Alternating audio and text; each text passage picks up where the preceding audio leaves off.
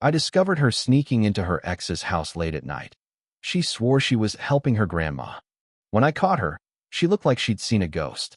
Her keys slipped from her hand and hit the pavement with a sharp clink that echoed through the quiet street.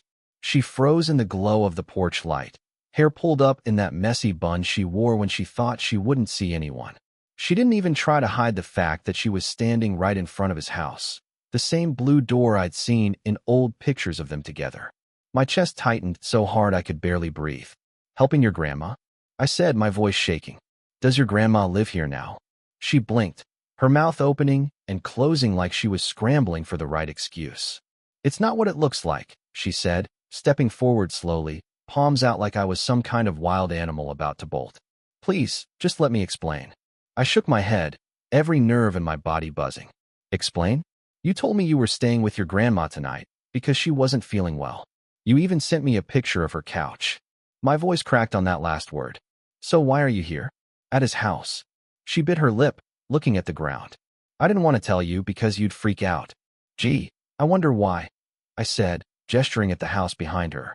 It was a Thursday night, around 11:30. I hadn't planned on finding her there. I was supposed to be at home finishing up some late work stuff.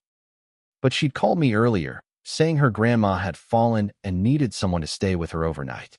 I told her I'd swing by after work with some soup, and she'd immediately said, "No, it's fine. Really, I've got it handled." That was the first red flag. She always loved when I came along for family things. The second red flag came 2 hours later when she wasn't answering her phone. Texts left on read, calls ignored. Something in my gut told me to drive by her grandma's house, just to check. It's only 15 minutes away. But when I got there, the house was dark. No lights, no cars in the driveway. My stomach sank. I tried calling again. Nothing. Then I noticed her location on Snapchat hadn't updated to that neighborhood. It was across town. I almost didn't check, telling myself I was being paranoid, but curiosity, or maybe fear, won. So I followed it. And that's how I ended up parked half a block away, staring at my girlfriend sneaking up to her ex-boyfriend's front door. When I confronted her, she tried to laugh it off. "You're being ridiculous," she said, crossing her arms. "I came to drop off something he left at my place a long time ago." "At midnight?" I asked. "Dressed like that?" She was wearing a hoodie over a tank top, leggings, and no bra, something she used to wear when she'd come over to just watch a movie. "It was just convenient," she said, shrugging, but I could see her hands trembling. "I didn't think you'd show up here like some detective." I laughed, but it came out hollow. "Yeah, I guess it's weird of me to check on my girlfriend when she lies about spending the night with her grandma." "Can we not do this here?" she whispered, glancing nervously at the door. "He's home, and I don't want." "Oh, I bet he is," I said. "Maybe you can ask him to come out and help explain." That's when the door opened, and there he was, her ex. The guy she told me was a mistake, the one she swore she hadn't talked to in over a year. He looked just as shocked to see me as I was to see him, shirtless, holding a beer, trying to piece together what was happening.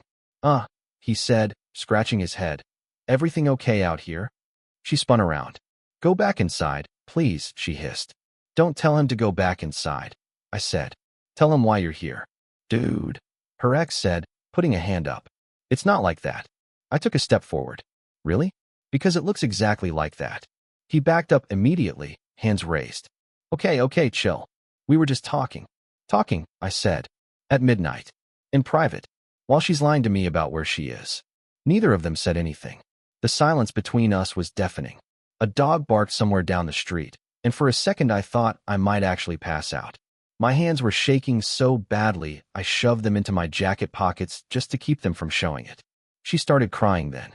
"I didn't mean for this to happen," she said. "We were just catching up, I swear." I wanted closure. That's all. "Closure," I repeated, my voice barely above a whisper.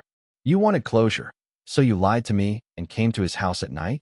Tears streamed down her cheeks. "I'm sorry," she said. "I know how it looks, but nothing happened. I cut her off. "You don't come to your ex's house for closure. You come for something you can't admit." Her ex tried to say something again, but I didn't want to hear it. I turned around, got in my car, and drove off before she could follow me. I don't even remember the drive home, just the sound of my heart pounding in my ears. When I got back, I sat in the dark for almost an hour, staring at the wall. I couldn't decide if I was more angry or heartbroken. She texted me a few minutes later. Please come back. I need to explain. Then, nothing happened. I promise. I didn't respond. The next day, she showed up at my apartment. I didn't answer the door at first, but she wouldn't leave. She kept knocking, crying, saying my name. Against my better judgment, I let her in. Her eyes were red and swollen, hair a mess, still wearing the same hoodie from the night before. Please, she said. Let me explain everything. I crossed my arms. Go ahead. She took a deep breath. He texted me a week ago. Said he wanted to apologize for how things ended between us. I ignored him at first, but then he called. I thought if I just went and heard him out, I could finally move on. I didn't want to tell you because I knew you'd get mad. Mad? I said. You lied to me, Sarah. You told me your grandma needed help. You even faked a photo. You think I'm mad because you talked to him? She flinched. Okay, I shouldn't have lied. I didn't want to lose you. I stared at her, dumbfounded. Then maybe don't sneak around behind my back. She started crying again, reaching for my hand. I didn't sleep with him. I swear. You know me better than that. Do I? I asked quietly. She looked down. I love you, she whispered. Please believe me.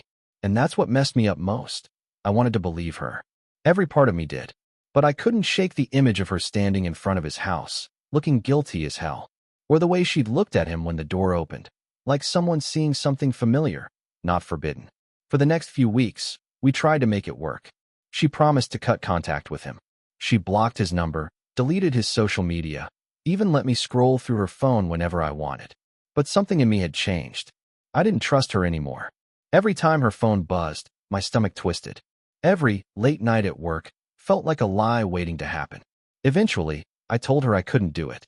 She cried again, begged me to stay, said she'd prove it to me. But there was nothing left to prove. I packed her things while she sat on the couch, silent and shaking. When she finally left, she turned at the door and said, You're making a mistake. I love you. I didn't respond. That was almost a year ago now. I've dated a bit since, but I keep my guard up. Too much, maybe. It's hard not to when you've seen how easy it is for someone you love to lie straight to your face.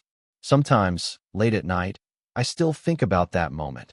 The sound of her keys hitting the pavement, the look on her face when she realized she was caught. I wonder if anything she told me after that was true. And then I remember what my therapist said. The moment you have to play detective in your relationship, it's already over. She swore she was helping her grandma that night. But you can't fix a relationship that dies in the dark while someone's sneaking through another person's front door.